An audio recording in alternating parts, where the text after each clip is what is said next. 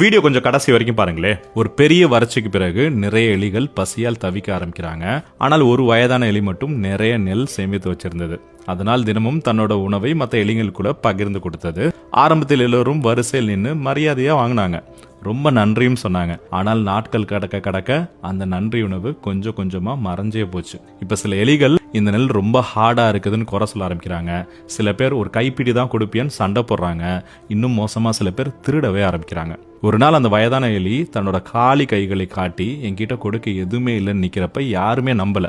நெல்லை ஒளிச்சு வச்சுட்டு பொய் சொல்றியான்னு கோவத்துல எல்லாரும் சேர்ந்து அந்த எலியை தாக்குறாங்க. எங்க மறைச்சு வச்சிருக்கன்னு கீழே தள்ளி பலமா தாக்குனதுல அந்த எலி பரிதாபமாக இறந்தே போகிறது. ரியல் லைஃப்லயுமே இதே தானே.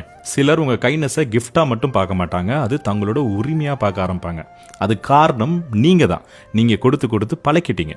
நீங்க எவ்வளவு கொடுக்குறீங்களோ அவ்வளவு எக்ஸ்பெக்டேஷன்ஸ் அதிகமா வளர்ந்துகிட்டே போகும். இதை சைக்காலஜில என்டர்டெயின்மெண்ட் எஃபெக்ட்னு சொல்லுவாங்க. அதனால ஒருத்தவங்களோட இன்டென்ஷன் புரியாம உங்க நேரம், அன்பு, உதவி எல்லாத்தையும் வாரி வழங்கிட்டே இருக்காதீங்க. ஏன்னா ஒரு நாள் உங்ககிட்ட கொடுக்க எதுவுமே இல்லைன்னா உங்களை வில்லனாக்கி